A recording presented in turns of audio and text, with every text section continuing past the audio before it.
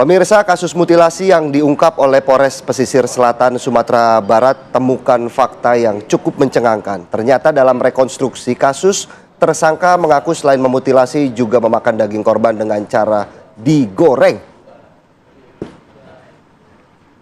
Ya, Bobi 34 tahun, ini satu persatu melakukan reka ulang atau rekonstruksi atas kasus pembunuhan yang dilakoninya 2 tahun lalu, yakni pada Maret 2023. Ada 18 adegan yang diulang, terdapat 2 adegan yang mencengangkan pemirsa. Usai membunuh korban bernama Peri, 32 tahun, dalam adegan ke-9 dan 10, tersangka memakan daging korban yang tersisa dengan cara digoreng terlebih dahulu. Selanjutnya, jasad korban seperti bagian kaki, kepala, dan badan dimasukkan ke dalam bak mandi bangunan sarang walet dan dicor oleh pelaku. Korban ini dibunuh Bobi pada malam hari di kamar sebuah kafe di Bukit Ransampainan, Kabupaten Pesisir Selatan. Setelah korban dipastikan tewas, leher korban kemudian digorok, kemudian bagian kakinya juga dipotong dengan gergaji. Dan kejadian ini baru terungkap setelah pemilik bangunan sarang walet merehab bak kamar mandinya. Sementara kasus ini bermula pada Maret 2023 lalu, di mana saat itu korban menemui Bobi yang bermaksud meminjam uang Rp400.000. Namun ditolak Bobi hingga terjadi cekcok yang berujung kepada pemukulan hingga pembunuhan, dan korban pun dimutilasi. Bahkan Bobi juga memakan daging korban.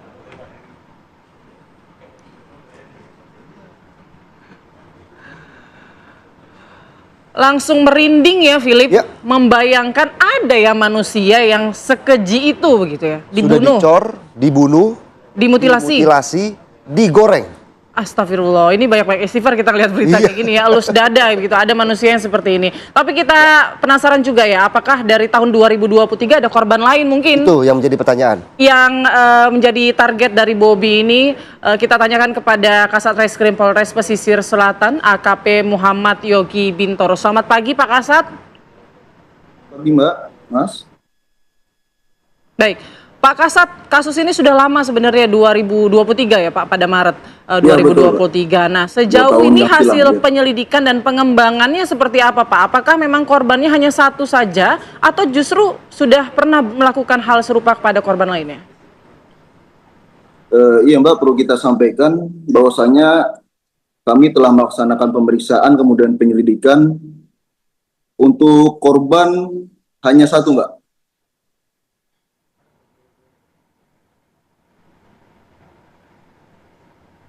Halo?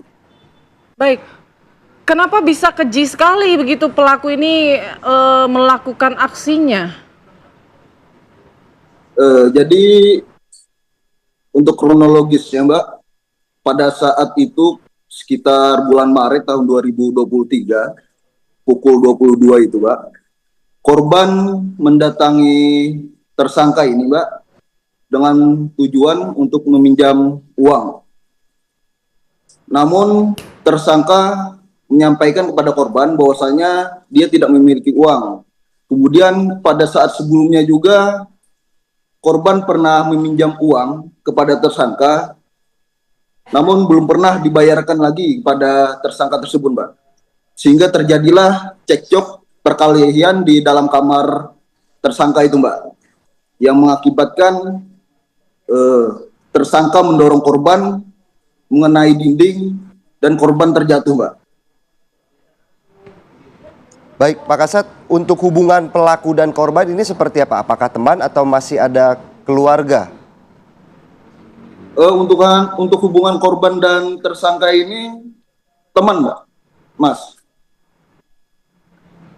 Baik, untuk ketika terjadi cekcok begitu Pak Kasat, apakah tidak ada warga yang mendengar kemudian mencoba untuk melerai baik pelaku maupun korban?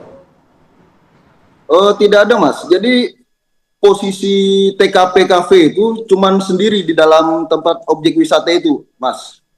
Jadi antara korban dan pelaku aja Mas. Baik, Pak Kasat,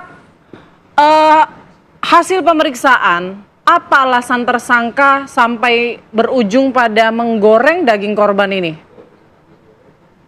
Berdasarkan pemeriksaan terhadap tersangka bahwasanya tersangka merasa sakit hati. Motifnya itu aja Mbak, sakit hati Mbak, tiba-tiba secara spontan langsung menggoreng dan memakan daging korban tersebut. Untuk psikologi dari pelaku sendiri sudah diperiksa Pak, mengingat ini kan pelaku Kanibal selain ya? memutilasi betul juga memakan daging korban begitu Pak? Iya betul Mas, kami juga sudah melaksanakan pemeriksaan kepada dokter kejiwaan bahwasanya kondisi tersangka ini normal, tidak ada mengalami gangguan kejiwaan. Baik, ini aksinya sudah direncanakan kah atau spontan saat itu saja Pak? Secara spontan Mbak, pada saat kejadian malam itu langsung tiba-tiba terjadi kejadian itu Mbak.